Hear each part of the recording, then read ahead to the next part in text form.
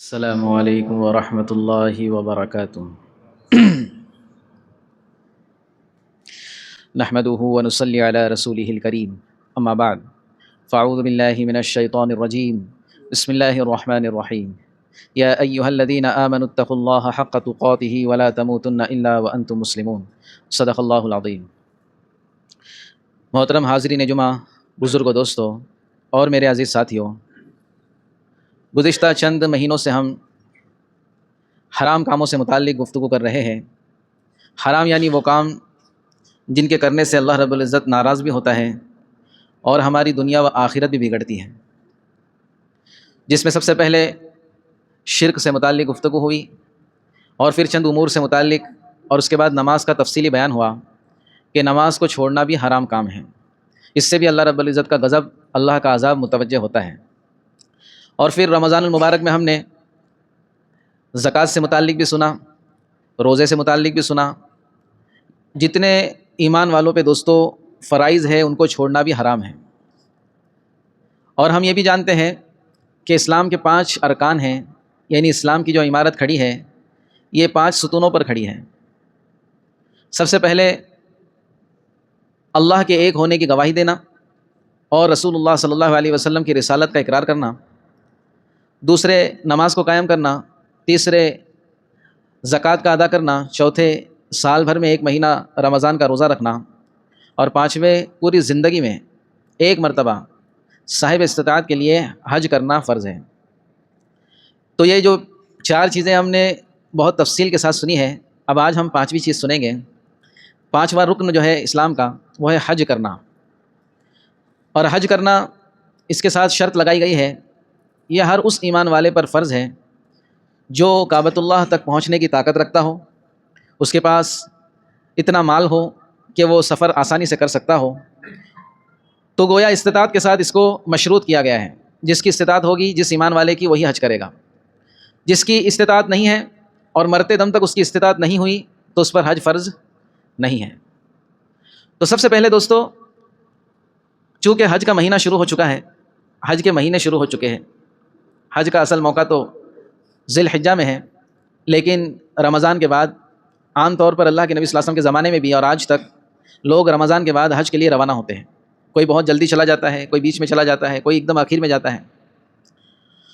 تو اس سے متعلق ہم سب سے پہلے یہ سمجھیں کہ اللہ رب العزت نے جب اس دنیا کو بنایا ہے تو دنیا میں جو سب سے پہلا حصہ بنا ہے وہ بنا ہے بیت اللہ کا حصہ، جہاں پر آج اللہ کا گھر قائم ہے۔ تو دنیا اللہ رب العزت نے وہیں سے پھیلائی ہے۔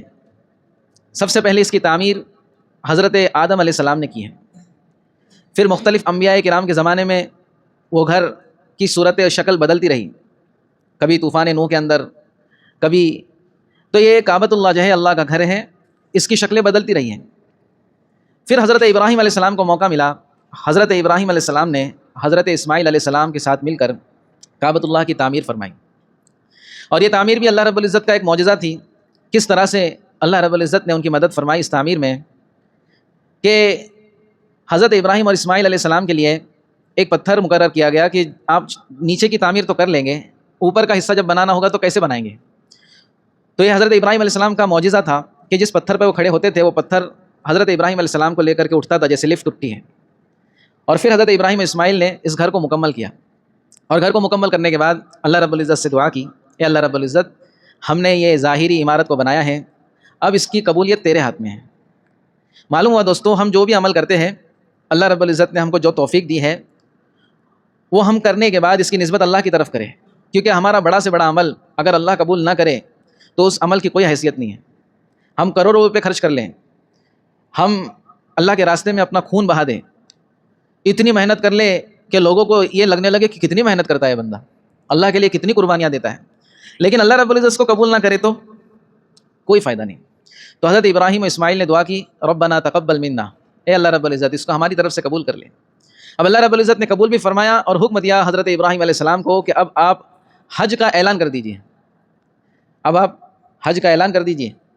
تو ابراہیم علیہ السلام نے دیکھا کہ اس زمانے کے اندر جب بیت اللہ کی تعمیر کی تھی وہاں پر دور دور تک جو ہے کوئی نام و نشان نہیں تھا، کوئی آبادی نہیں تھی، بالکل جو ہے نا ویران جگہ تھی وہ۔ تو حضرت ابراہیم علیہ السلام نے عرض کیا، اللہ رب العزت آواز تو میں لگاؤں گا لیکن میری آواز کہاں تک جائے گی، آواز کہاں تک جائے گی؟ تو اللہ رب العزت نے حکم دیا کہ آواز لگانا تمہارا کام ہے اور پہنچانا ہمارا کام ہے، آواز لگانا۔ یہ حج کے دوستوں اور ابراہیم علیہ السلام کی زندگی کے اندر ہمارے لیے بہت سارے سبق ہیں۔ ہم کوئی بھی ایسا کام جو اخلاص سے شروع کر رہے ہیں، جو اللہ کے لیے کر رہے ہیں، ہم یہ نہ سوچیں کہ یہ کام کہاں تک جائے گا، ہم کیا کر پائیں گے۔ اس میں ہم کو سبق ملتا ہے کہ ہم اپنی ذات سے، اپنی طاقت سے، اپنی توفیق سے شروع کریں، اس کو بڑھائے گا اللہ۔ تو اللہ رب العزت نے فرمایا تم آواز لگاؤ، پہنچائیں گے ہم۔ حضرت ابراہیم علیہ السلام نے اعلان کیا، حج کا اعلان کیا۔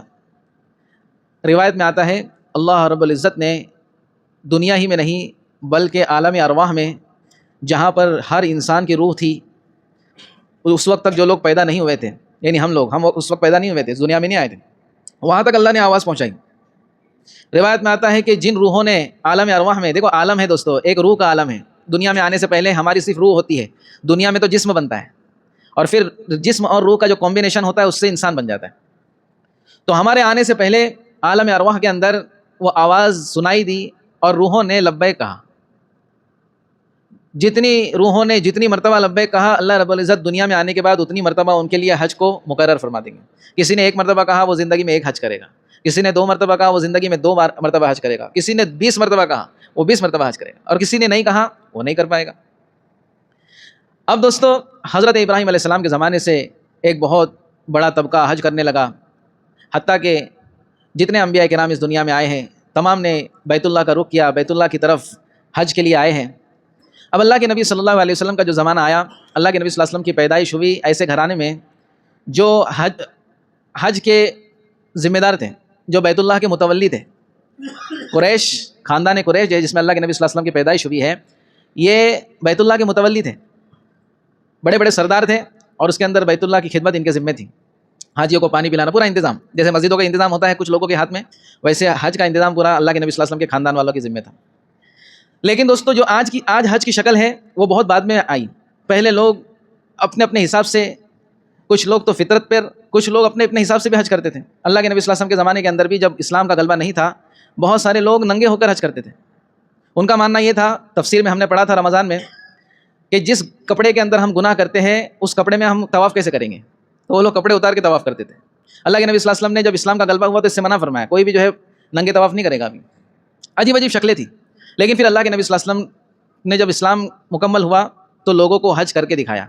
آخری حج اللہ کے نبی صلی اللہ علیہ وسلم کا، جس کو حجۃ الوداع کہتے ہیں، اللہ کے نبی صلی اللہ علیہ وسلم بنفس نفیس خود آئے، اور صحابہ کا ایک بہت بڑا مجمع تھا اللہ کے نبی صلی اللہ علیہ وسلم کے ساتھ۔ تقریباً ان کی تعداد آتی ہے حج کے موقع پر، جو آخری حج تھا، صحابہ کرام تقریباً 1,25,000 تھے، اور ان تمام کے درمیان میں اللہ کے نبی صلی اللہ علیہ وسلم نے حج کے ارکان کو بتایا، کر کے بتایا۔ اور بہت ساری روایتوں میں یہ بات ملتی ہے کہ اللہ کے نبی صلی اللہ علیہ وسلم باقاعدہ اونٹ پر تشریف فرما ہو کر لوگوں کو تاکہ نظر آئے کہ کس طرح سے حج کیا جاتا ہے، اس طرح سے بہت ساری چیزیں اللہ کے نبی نے اونٹ پر جو ہے سوار ہو کر کی، اور صحابہ کرام نے اس کو اللہ کے نبی صلی اللہ علیہ وسلم سے سیکھا۔ ایک حدیث میں اللہ کے نبی صلی اللہ علیہ وسلم نے وہیں پر فرمایا کہ مجھ سے حج کے ارکان سیکھ لو، ہو سکتا ہے آئندہ سال میں تمہارے درمیان موجود نہ رہوں۔ بہرحال، اور اسی موقع پر، اس حج کے آخری حج کے موقع پر، اللہ رب العزت نے قرآن مجید کی آیت نازل فرمائی، الیوم اکملت لکم دینکم واتممت علیکم نعمتی ورضیت لکم الاسلام دینا۔ الیوم، آج کے دن ہم نے تمہارا دین مکمل کر دیا ہے۔ اب دین میں کوئی کمی زیادتی نہیں ہوگی، دین مکمل کامل ہو کر ہمارے ہاتھ میں ملا ہے، اور اللہ رب فرماتے ہیں یہ ہماری نعمت ہے، یہ دین کیا ہے، ہماری نعمت ہے، اور اس سے ہم راضی ہو گئے ہیں۔ اب جو بھی مکمل دین پر چل کر آئے گا، اسلام کے مطابق زندگی گزار کر آئے گا، اس کو ہم کامیاب کریں گے۔ اسلام سے اللہ رب العزت قیامت تک کے لیے خوش ہو گئے، راضی ہو گئے، اس کے بعد کوئی دین چلنے والا نہیں ہے۔ تو بہرحال اب دوستو حج کا موقع ہے تو ہم اس بات کی نیت کر لیں۔ حج ایسا رکن ہے دوستو کہ جیسے رمضان میں ہم نے روزے کی فضیلت سن لی تو فوراً رکھ دیا، زکوٰۃ کی فضیلت سن لی، زکوٰۃ ادا کر دی، لیکن حج کا معاملہ ایسا نہیں ہے۔ حج کا معاملہ ایسا ہے، آج سنیں گے، آج نیت کریں گے تو 1 سال کے بعد اس کو پورا کر پائیں گے۔ اللہ نے کسی کو بہت زیادہ استطاعت دی ہے تو ہو سکتا ہے وہ، اگر آج اس کے دل میں بات آ گئی، اللہ کی مدد آ گئی، تو اس سال بھی کر سکتا ہے، لیکن عام لوگوں کے لیے یہ ہے کہ آج سنیں گے تو اس پر عمل 1 سال کے بعد ہوگا۔ لیکن اس کا جو پروسیس ہے وہ آج ہی سے ہم کو شروع کرنا ہے۔ سب سے پہلے تو یہ سمجھے دوستو، حج سے متعلق پوری امت میں 2 قسم کی غلط فہمیاں ہیں۔ کتنے قسم کی غلط فہمیاں ہیں؟ وہ 2 قسم کی غلط فہمیاں سننے سے پہلے ایک حدیث میں اللہ کے نبی صلی اللہ علیہ وسلم نے اس کی وعید بھی سنائی۔ کیا فرمایا؟ کہ جو شخص صاحب استطاعت ہو، آسانی سے حج کر سکتا ہو، اور وہ حج نہ کرے بغیر کسی عذر کے، ایسے ہی جان بوجھ کر وہ حج نہ کرے، حالانکہ اللہ نے اس کو صاحب استطاعت بنایا ہے، تو اس بات سے کوئی جو ہے نا یہ نہیں کر سکتا کہ وہ یہودی بن کر مرے یا نصرانی بن کر مرے۔ استطاعت ہونے کے باوجود حج میں ٹال مٹول کرنا، یہ دوستو اللہ رب العزت کی ناراضگی والا عمل ہے۔ اگر استطاعت ہے تو فوراً حج کریں، اس کی تیاری کریں۔ اگر استطاعت کے باوجود نہ کرے تو یہ عمل یہود اور نصارہ والا ہے، یعنی اللہ کے نبی صلی اللہ علیہ وسلم نے اس سے برات ظاہر کی کہ یہ مسلمان بن کے نہیں مر سکتا، یہ یہود اور نصارہ بن کر مرے گا، جس کے پاس استطاعت ہونے کے باوجود وہ حج کو نہ کرے۔ تو دو غلط فہمیاں امت کے اندر یہ ہے۔ سب سے پہلی یہ کہ ہمارے جیسے مثال کے طور پر ہمارے اس ٹاکولی محلے کے اندر، دور کی بات نہیں یہیں کی بات کر لیں، تقریباً 600 سے 700 مکانات ہیں پورے محلے میں۔ اسی طرح اس محلے کے اندر بھی تقریباً اس سے زیادہ ہی ہوں گے، جتنے ہمارے محلے میں اس سے زیادہ وہاں پر ہیں۔ لیکن آپ اٹھا کر کے دیکھیں گے کہ کتنے لوگ اس سال حج کو جا رہے ہیں۔ مشکل سے 1-2 لوگ شاید ہوں گے، 2-3 ہوں گے۔ پچھلے سال بھی شاید 2-3 ہی گئے تھے۔ تو آپ کو کیا لگتا ہے اتنے سارے گھروں میں 700 گھر ہیں، 700 گھر میں سے اگر ایک گھر میں 4 افراد پکڑے جائے تو 2800 لوگ ہیں، اس میں سے کیا 2 ہی لوگوں پر حج فرض ہوگا؟ ایسا ہے؟ نہیں ہے تو بڑے ڈرنے کی بات ہے۔ تو سب سے پہلی غلط فہمی یہ ہے حج سے متعلق کہ ہم میں سے بہت سارے لوگ جن کے پاس استطاعت ہے، ان لوگوں نے یہ ارادہ کیا ہے اور یہ نیت کی ہے جب بوڑھے ہوں گے تب حج کریں گے۔ حج جو عمل ہے یہ بوڑھا ہونے کے بعد والا عمل ہے، ایسا ہمارے ذہنوں میں یہ بیٹھا ہوا ہے۔ اگرچہ ہم زبان سے نہیں بولتے لیکن بہت سارے لوگ کے ارادے ایسے ہوں گے۔ اس کی کیا وجہ ہے؟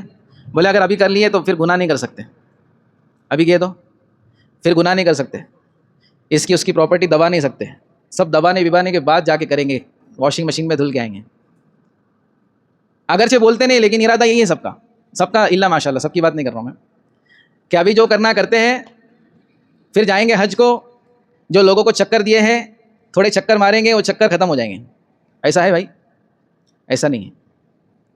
یہ بہت ہی غلط ارادہ ہے دوستو، کیونکہ زندگی کا کوئی بھروسہ نہیں ہے، زندگی کا کوئی بھروسہ نہیں ہے۔ ضروری نہیں ہے کہ ہم بوڑھے ہو کر ہی مریں گے۔